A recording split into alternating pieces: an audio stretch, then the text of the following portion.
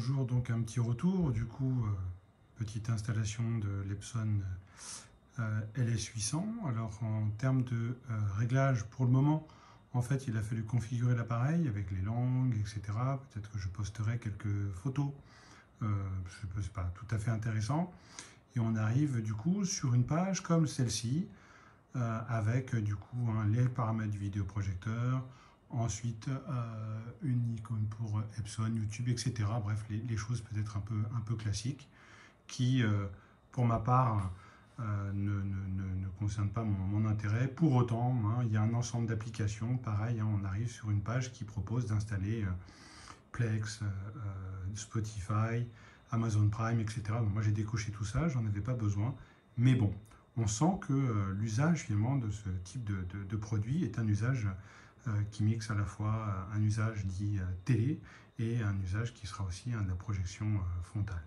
À titre d'indication, voilà, le vidéoprojecteur est installé ici. Il est relativement silencieux, rien qui me gêne. J'ai trouvé plus silencieux que le précédent que j'avais pu tester d'Epson. Je crois que c'était le LS500 ou le LS100, je ne sais plus. Voilà. Et puis au rang des petits désagréments, je trouve que c'est cette télécommande qui en soi réagit très bien. Elle est assez agréable à manier. En revanche, elle n'est pas rétroéclairée, à moins que je n'ai pas trouvé ce réglage. Quand on clique, du coup, on voit apparaître un menu déroulant sur la droite avec image, son. On rappellera que ce LS800 dispose d'une enceinte Yamaha intégrée, donc je verrai ce que ça donne. L'installation qui permet aussi de corriger les questions de trapèze, savoir si notamment on projette sur un mur ou bien si l'on projette sur un écran dédié. Voilà. Ensuite, des réglages, le mode information pour la nature du signal, voilà, comme ceci. Et notamment aussi dans les réglages, une partie pas inintéressante avec, me semble-t-il, je ne sais pas si c'est ici, installation, non, hop, qualité d'image, oui, ça va être ça. Et du coup, il y avait aussi la partie Edit, du coup, qui permet de voir HDMI 1. On a bien une entrée compatible 4K 78 gigabits, la HDMI 2 idem, et une entrée HDMI 3 avec 4K 60, mais dédiée au jeu, donc certainement qui doit couper les traitements vidéo. Il faudra tester, voir si, en tout cas pour ma part, j'ai une PS5, si cela est perceptible. Pour autant, pour ce test, donc j'ai investi dans un câble 8K de chez, HDMI 2.1 de chez Ugreen de 2 mètres qui, pour permettre de relier ce vidéoprojecteur ultra courte focale à mon switch HDMI. En l'occurrence, c'est un Vertex 2. Voilà. Donc maintenant que j'ai fait cela, je vais pouvoir voir un peu d'autres réglages. Alors dans le menu qualité image, on retrouve du coup les réglages suivants avec l'ajustement de la luminosité. Ensuite, on a un mode couleur avec 4 modes, dynamique, vif, cinéma, naturel. En sortie de carton, j'étais en mode vif, comme ceci. Et pour ma part, je l'ai donc mis, sans pour autant avoir testé quoi que ce soit, en mode cinéma. Voilà. Ensuite, on peut régler la température des couleurs. Une réduction du bruit, idem sur 4 paliers, fort, standard, faible ou bien éteint. Ensuite, voilà, un curseur pour la super résolution. Je pense que c'est l'outil D-Shift de chez Epson sur différents axes qui doit se régler ici. Un ajustement du contraste. Le contraste dynamique, on retrouve là aussi 3 paliers, normal, haute vitesse ou bien éteint. L'interpolation, idem, off, donc bas, normal, haut. Pour ma part, j'ai mis bas sans pour autant avoir testé quoi que ce soit en termes de matériaux pour le moment. Des paramètres HDR, réglables sur un niveau de 16 paliers. On est au niveau 2, donc il faudra voir ce que ça donne sur un contenu UHD. Voilà. Et OK, contraste dynamique. Ensuite, des paramètres que l'on peut personnaliser. Donc, on retrouve ici, de manière assez sommaire, luminosité, contraste, saturation, nuance, netteté. Tout est à mi-distance. 50 pour luminosité, contraste, saturation, nuance. Quant à la netteté, on est sur un palier de 5.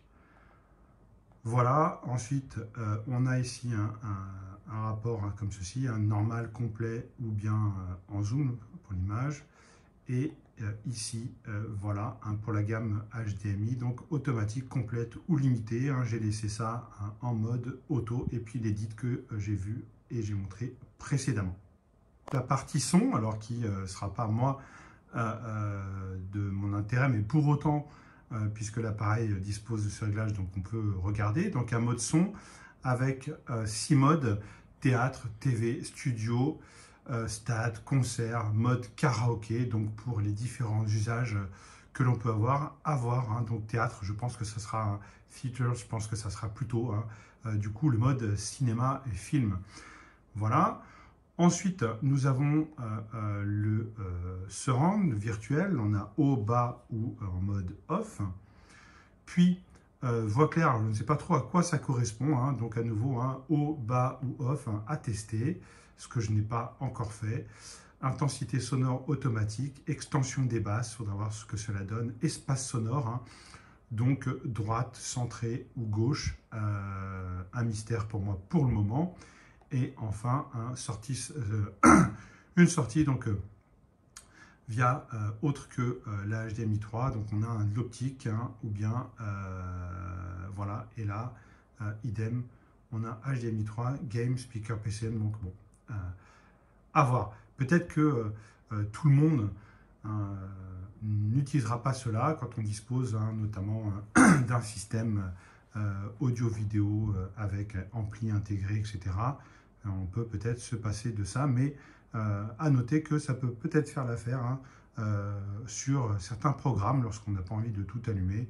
Voilà, donc il faudra voir le rendu, et je suis curieux du rendu que ça pourra avoir, parce que ça peut être satisfaisant pour une petite courte séance de film ou un épisode d'une série ou une session jeu, à voir ce que cela pourra donner. Enfin, lorsqu'on navigue dans les icônes en bas, donc quand on clique sur application, on a une fenêtre qui s'ouvre avec ceci.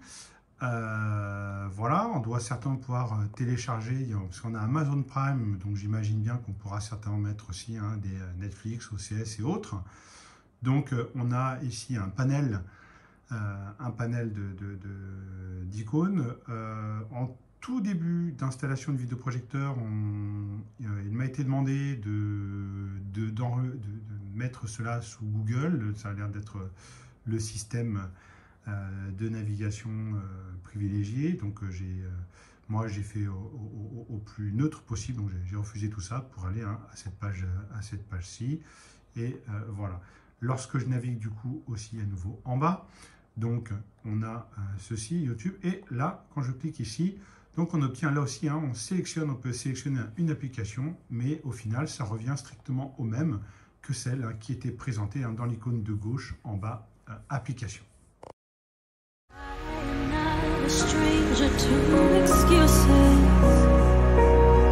Burned me once or twice, I expect that